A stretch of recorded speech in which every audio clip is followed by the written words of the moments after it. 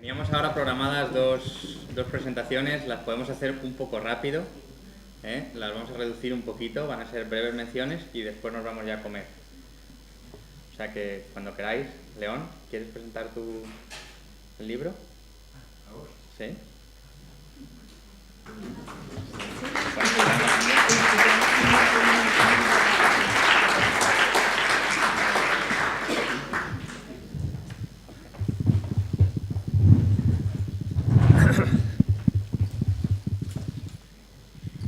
Present Irene Perez Porro, who has been translating this book, which is a collection. It's called Arquitectura de la Comunidad, and it's I published 10 years ago a collection of essays which had been written over the 30 years before, which was called Architecture, Choice or Fate. Arquitectura o come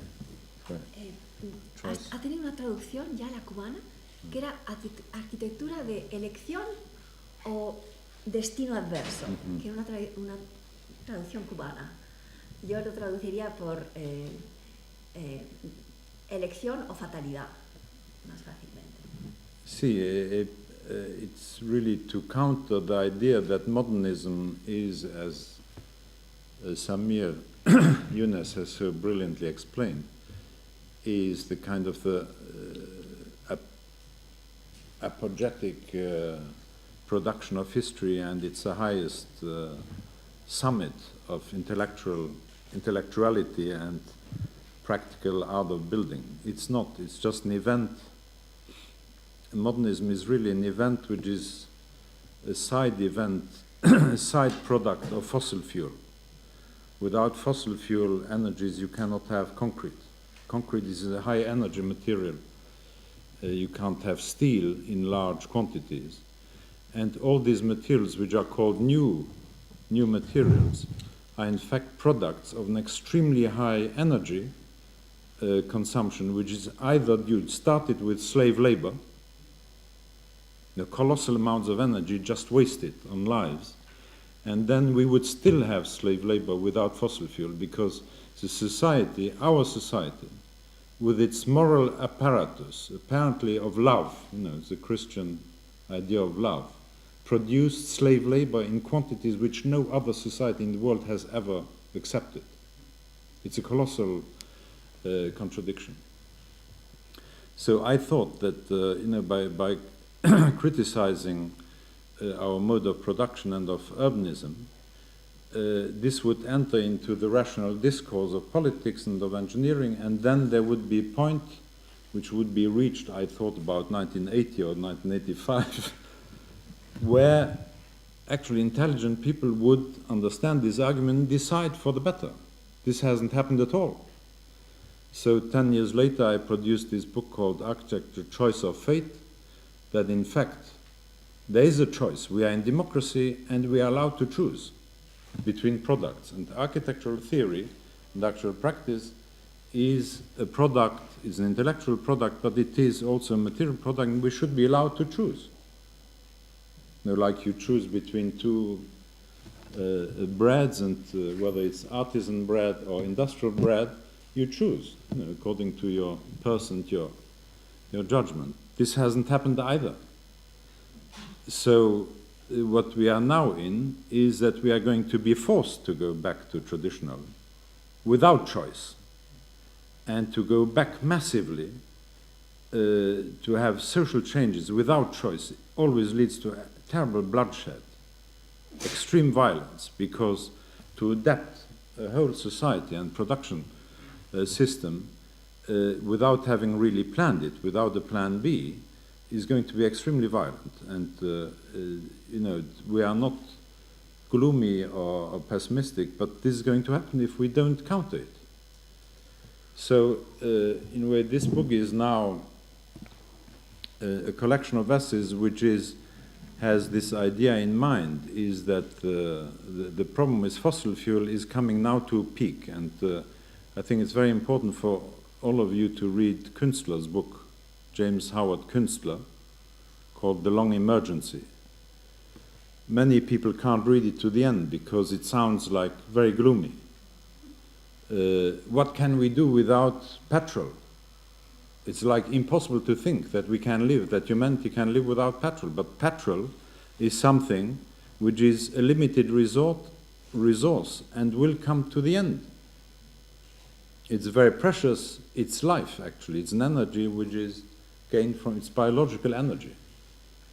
Petrol is a biofuel, but it took millions of years to create this biofuel through extreme geographic, geological events which we cannot simulate with science or knowledge. It's an event which has occurred once, and we have to plan to live without it. But I don't think it should be considered like a moralizing thing, because one of the problems which is now coming in with the new European policies of energy saving, it's a new form of authoritarianism, of bureaucratization of building, where of an overproduction of norms which are going to render buildings more and more expensive to produce and less efficient. And there's all this junk industry and junk theory about green skyscrapers. You know, it's like humane killing. It's a terrible hypocrisy. It just doesn't work. I got the magazine because I'm a member of the Air Miles, Lufthansa Air Miles, and Lufthansa produces a special magazine called The Green Skyscraper, where the people who fly every day with aeroplanes can then go to the airport with their car is in an elevator coming right to their door on the 35th floor, and they call it Green Skyscraper. It's completely idiotic. So I think it's really, we have to see through this and really have a global answer which will allow politicians, and it has to be formulated in such a way. And I think if you have participated here, we are not about making mysteries. You know, this is extremely clear thinking, and it's about to become politic. One of the problems was that because the Prince of Wales espoused this cause, and people who are against royalty, they thought he must be an idiot. You know, instead of reading and listening what he says, he's a rationally intelligent person. And actually the projects which he has been pursuing are extremely successful even in the economic way. So I think I never had a very good publisher before, but this was produced by Reverté, and Irene has been working for a year on this, so that everything is really dialectically very clear, and because I have the tendency over time to rather understate, and that is often misunderstood. So I had a lot of success in the past, for which I'm very grateful, but a lot of that success was because people misunderstood me. So you want a success which is because it's understood what you mean, not because you are misunderstood. So. Yo quiero completar desde el punto de vista de esto es producido por el Departamento de Composición de la Escuela de Arquitectura, Jorge Sainz, y por ello tiene también. Perdón, yo soy mi otro, perdón. No sé dónde está Jorge, aquí está, gracias. Entonces, y por eso es una edición corregida y aumentada sobre la edición inglesa. Y León está mucho más contento. Aquí hemos ido, cuando había errores en la traducción inglesa, íbamos al original, que fue en francés, y se corregía. Claro, estaba en una posición privilegiada, siendo traductora y teniendo al autor cada vez que necesitaba preguntar. O sea, esto tengo que reconocerlo. Pero realmente es dijéramos, la edición definitiva de lo que León siempre había, es un compendio de un tratado de todas sus ideas y las aplicaciones en todos sus proyectos, que además hemos podido ponernos al día con el desarrollo de Poundbury en los últimos 10 años, que es considerable, y los dos grandes proyectos urbanos, sobre todo el de Cayalá, que tenemos aquí a los dos arquitectos principales y van a hablar de él en extensión, pero es un experimento importantísimo y que ya va a la velocidad del rayo. Lo que se ha hecho en Poundbury en 25 años, ellos llevan, dijéramos, están a un tercio y solo llevan 2 años. Entonces, es muy interesante.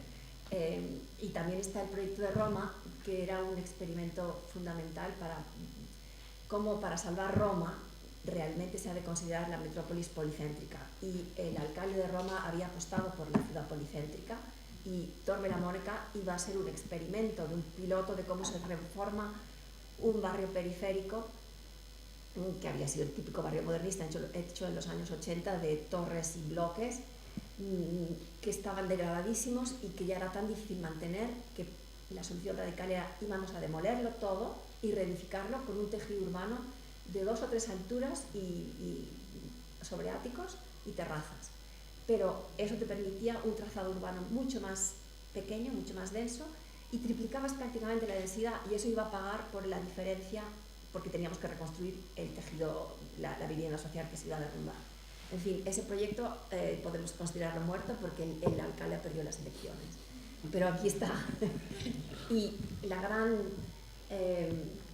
punto de vista de la traducción, el gran desafío ha sido hablar de modernismo, que es el término correcto para lo que es el movimiento moderno, que es un estilo de la arquitectura.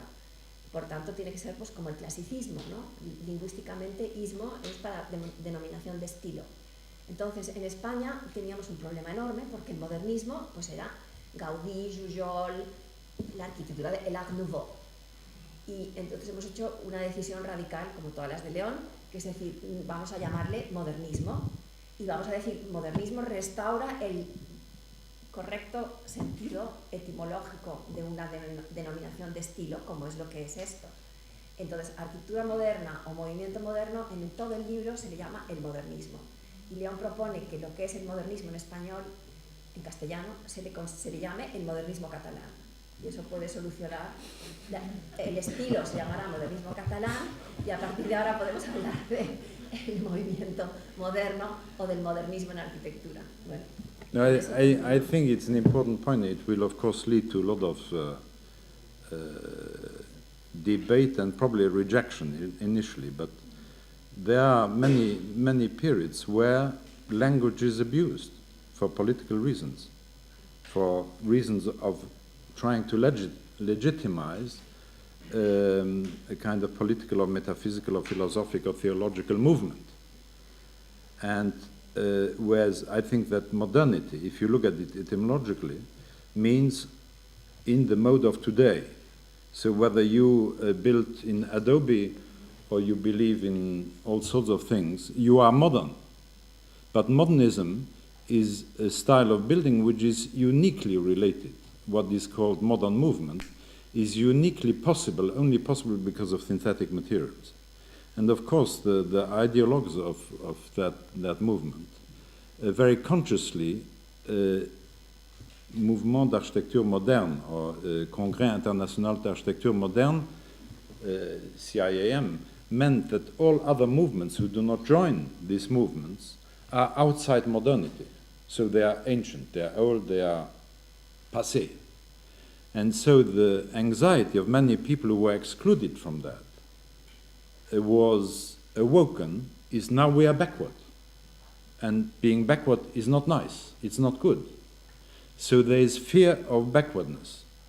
I know that in my own country, Luxembourg, Lucien Steil is also, we are two, a very small minority.